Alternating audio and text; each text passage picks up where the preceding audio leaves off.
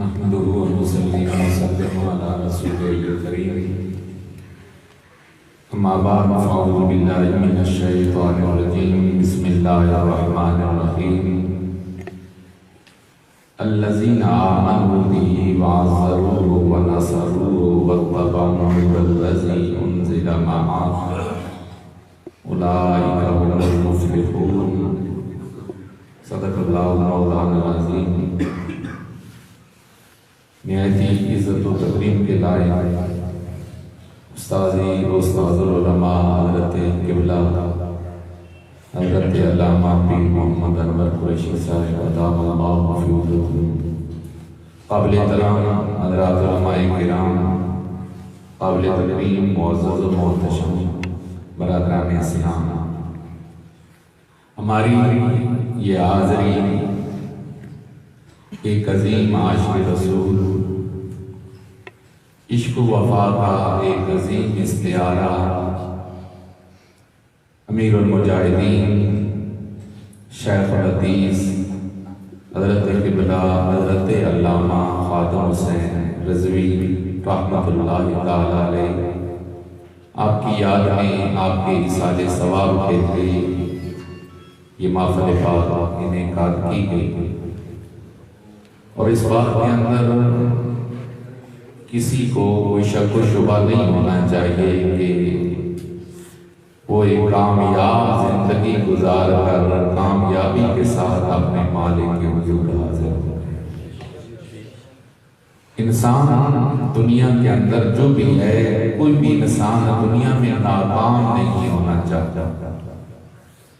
کامیابی یہ ایک فطرتی خواہش ہے۔ 3-4 سال کا بچہ اگر ایک بجلی کے بورڈ تک وہ پہنچنا چاہتا ہے، بٹن دبانا چاہتا ہے، کبھی وہ تکیہ رکھتا ہے، سرہانہ رکھتا ہے، وہ اپنی منزل تک پہنچنا چاہتا ہے۔ اسی خواہش کو لے کر ہر انسان جوان ہوتا ہے، زندگی گزارتا ہے۔ دنیا میں کوئی بھی انسان ناکام نہیں ہونا چاہتا۔ ہر انسان کی دل کی تمنا ہے کہ وہ ایک کامیاب انسان بنے، چونکہ تہذیبیں الگ، معاشرے الگ، فکر الگ، انسانوں کی سوچ الگ، لہذا لوگوں نے اپنی اپنی سوچ کے اعتبار سے سوچا کہ کامیاب میں کیسے ہوں۔ کسی نے سوچا بڑا عہدہ مل جائے گا تو میں دنیا کا کامیاب انسان بن جاؤں گا، کسی نے سمجھا اگر مجھے اقتدار اور حکومت مل گئی تو میں کامیاب ہو جاؤں گا، کسی نے سمجھا اگر میرے پاس مال و دولت کے ذخائر جمع ہو گئے تو میں دنیا کا کامیاب انسان ہو جاؤں گا۔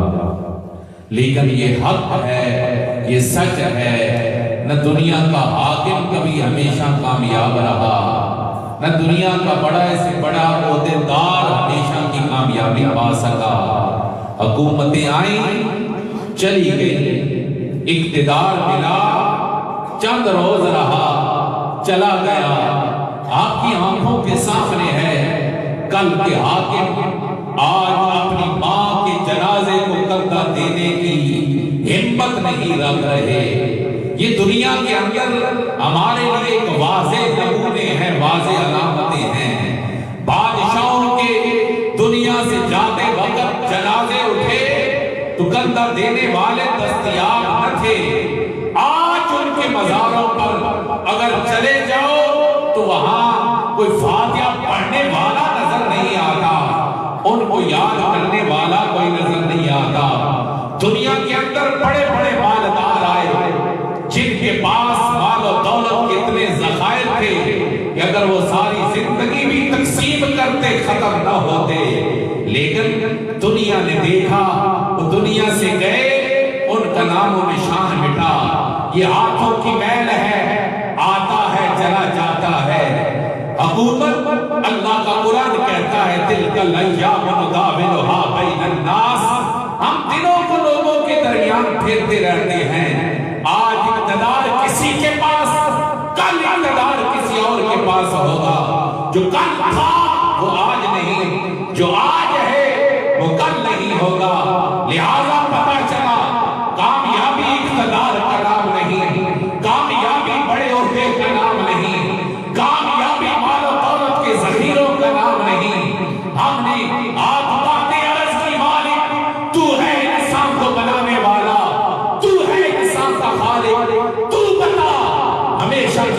کامیابی کس چیز کا نام ہے؟ اللہ کریم نے اس حکمت کو کئی مقامات پر بیان کیا، لیکن میں نے جو قرآن مجید کی آیہ مبارکہ آپ کی خدمت میں تلاوت کی، اللہ کریم نے اس آیہ مبارکہ کے اندر دارین کی کامیابی کے لیے 4 شرطیں بیان کر دی۔ فرمایا جس نے یہ 4 شرطیں پائی گئی وہ دنیا میں بھی کامیاب، وہ آخرت میں بھی کامیاب، اور ان 4 شرطوں کو اگر جمع کر کے ایک بنایا جائے تو ایک شرط یہ ہوگی، فرمایا جس نے اپنے گلے کے اندر مصطفیٰ کی غلامی کا پٹا ڈال لیا وہ دنیا میں بھی کامیاب ہو گیا، وہ آخرت میں بھی کامیاب ہو گیا۔ اس دنیا کی کامیابی بھی اسی کا مقدر جس کا تعلق ذات مصطفیٰ سے قائم ہو گیا ہے۔ ایمانداری کی بات ذرا ایک لفظ پہ غور تو کیجئے، فرمایا الذین آمنوا بہ، وہ لوگ جو کامیاب ہیں ان میں سے پہلا کرو کون؟ فرمایا جو میرے نبی پر ایمان لایا۔ کبھی آپ نے سوچا ایمان اللہ پہ کتنا ضروری، ایمان انبیاء پہ ضروری، ایمان کتابوں پہ ضروری، ایمان ملائکہ پہ ضروری، ایمان تقدیر پہ ضروری، ایمان قیامت پہ ضروری۔ آیت یوں نہیں ہے جو ایمان لایا اللہ پر، رسولوں پر، کتابوں پر، یوم آخرت پر، قیامت پر، ایک چیز صرف بیان کی، فرمایا کامیاب وہ ہوا جو میرے محمد پر ایمان لایا۔ مطلب کیا ہے؟ ایمان کی چال ہے رسول اللہ کی ذات پر ایمان۔ یہ ممکن ہے کوئی خدا تو مانے پھر بھی بے ایمان رہے، یہ ممکن ہے کوئی قیامت کو مانے پھر بھی بے ایمان رہے، کیونکہ عیسائی توحید کا قائل، یہودی توحید کا قائل، آخرت کا قائل، فرشتوں کے ہونے کا قائل، تقدیر کا قائل، لیکن بے ایمان ہے۔ فرمایا جس نے مصطفیٰ کو مانا اس نے پھر خدا کو بھی مانا، جس نے مصطفیٰ کو مانا اس نے قیامت کو بھی مانا، جس نے مصطفیٰ کو مانا اس نے فرشتوں کو بھی مانا۔ گویا رب کے قرآن نے بتلا دیا ایمان کی جان اگر کوئی ذات ہے تو وہ ذات مصطفیٰ ہے۔ دوسرا فرمایا جس نے حضور کی عزت و توقیر کی حدوں سے نکل کر، حدوں کو توڑ کر میرے محبوب کا ادب و احترام کیا، اور تیسرا فرمایا مناصر ہو جو میرے نبی کے دین کا مددگار بنا، چوتھا فرمایا جو اس نور کا متبع بنا جو نور میرا محمد لے کے آیا، وہ رسول جو قرآن ساتھ لے کے آیا جو اس قرآن کا متبع بنا، دونوں جہانوں میں کامیاب ہو گیا۔ اب اس آیت کریمہ کو دیکھیے، ایک طرف آیت کریمہ کی 4 شرطوں کو دیکھیے، دوسری جانب خاتم رضوی صاحب کو دیکھئے، ایمان۔ الحمدللہ ایمان میں تو یہ جو جتنا مجمع بیٹھا ہے یہ شہر کا کوئی فرق ہے؟ رسول اللہ کے ہر امتی کو اللہ نے ایمان مانگا، کیونکہ حضور نے خود ارشاد فرمایا، صحابہ سے حضور نے پوچھا صحابہ بتاؤ عجب ترین ایمان کن لوگوں کا؟ صحابہ نے عرض کیا یا رسول اللہ فرشتوں کا۔ فرمایا فرشتوں کا ایمان قابل توجہ کیسے؟ وہ تو اللہ کی تجلیات ہے، وہ خدا پر ایمان نہیں لائیں گے تو کن پر؟ یا رسول اللہ انبیاء کا، فرمایا انبیاء کے پاس فرشتہ آتا ہے، وحی آتی ہے، ان کا روزانہ رب سے تعلق قائم ہے، تو یہ ہوتے ہوئے رب کو نہ مانیں گے تو کدھر جائیں گے؟ یا رسول اللہ پھر ہم جماعت صحابہ کا، فرمایا صحابہ تمہارا ایمان قابل توجہ، حیرت میں ڈالنے والا تمہارا ایمان کیسے؟ تمہارے سامنے میں محمد کی ذات موجود ہے۔ گویا میرا نبی کہہ رہا تھا صحابہ تم نے سورج کو پلٹتے دیکھا، چاند کو ٹکڑے ہوتے دیکھا، درختوں کو چل کے میرے قدموں میں حاضر ہوتے دیکھا، مٹھیوں کے اندر کنکریوں کو کلمہ پڑھتے دیکھا، پہاڑوں میں پتھروں کو ان پہ سلام پڑھتے دیکھا، سب سے بڑھ کر تمہارے اندر یہ بدوہا کا اکھڑا تھا، تم ایمان نہ لاتے تو کدھر جاتے؟ صحابہ ہاتھ باندھے عرض کرتے آقا پھر کون؟ فرمایا وہ جو تمہارے بعد ہے، انہوں نے مجھے دیکھا نہیں ہوگا، میرا نام آئے گا تمہاری خالق ہے۔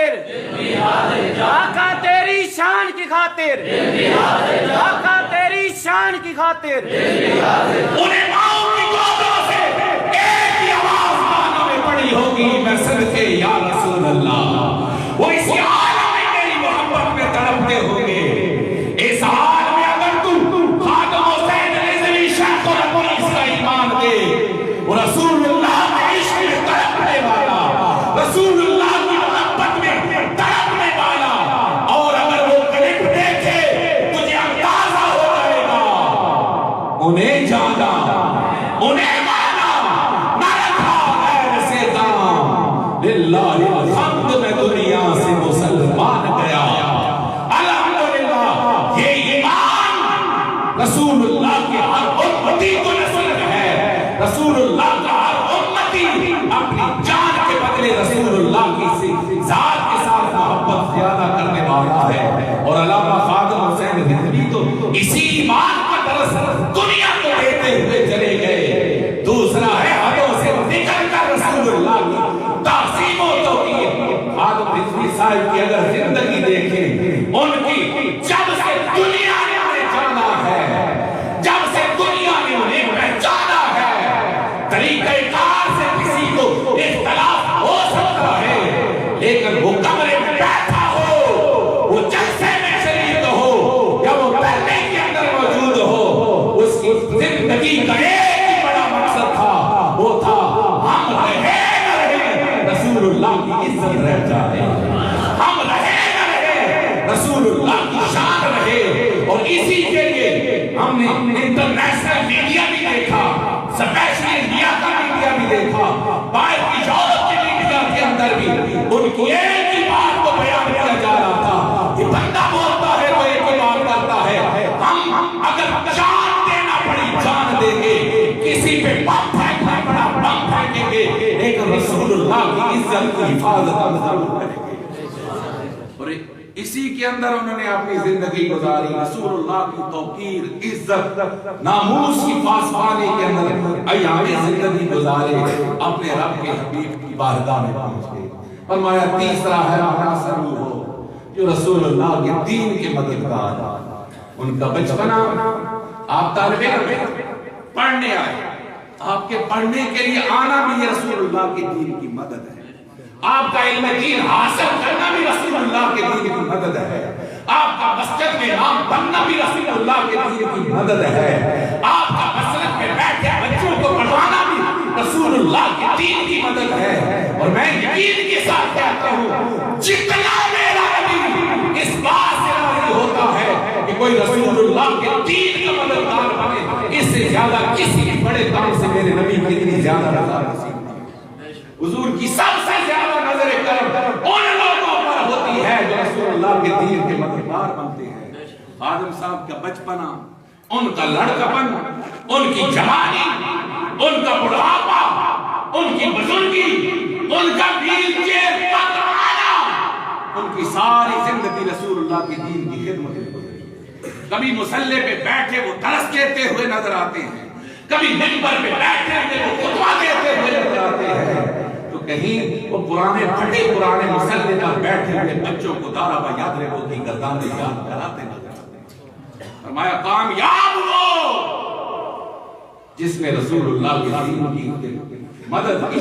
اور چوتھی چیز میرے رب کے قرآن نے جو بیان کی، فرمایا کامیاب وہ جو اس نور کا متبع بنا، وہ نور میرا محمد نے کر آیا.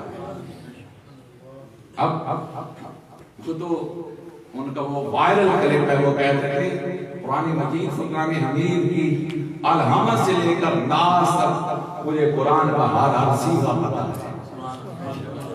اور وہ اپنی موج میں پڑھتے تھے گردانے، اور پڑھتے تھے تو پڑھتے ہی چلے جاتے تھے گردانے. یہ انہوں نے قرآن کو سمجھا، اپنی زندگی پر نافذ کیا. اس سب کے باوجود یہ ایک بات ذہنوں کے اندر رکھیں، کوئی بھی انسان نبی کے درجے پہ نہیں پہنچتا. پیغمبر کا درجہ وہ درجہ ہوتا ہے کہ جس پر یہ امکان خطا ختم ہو جاتا ہے. اس کے بعد وہ متقی ہو، صالح ہو، کوئی مجاہد ہو، سپہ سالار ہو، کسی درجے کبھی سے خطا کا امکان موجود رہتا ہے، خطا ہو سکتی ہے، لیکن ان کی زندگی کے اندر آپ مجموعی جائزہ لیں، قرآن نے جو 4 چیزیں کامیابی کی بیان کی ہیں بحمداللہ ان کی زندگی کے اندر موجود تھی. یہی وجہ ہے ان کی کامیابی کا اعلان مینار پاکستان پہ ہوا. اپنوں نے بھی مانا، غیروں نے بھی مانا، ماننے والوں نے بھی مانا. میں حسن نثار کی گفتگو سن رہا تھا، وہ ایک لبرل ٹائپ ذہن کا آدمی ہے اور وہ عموماً مولویوں کے ساتھ اس کی کچھ بناؤ نہیں بنتی.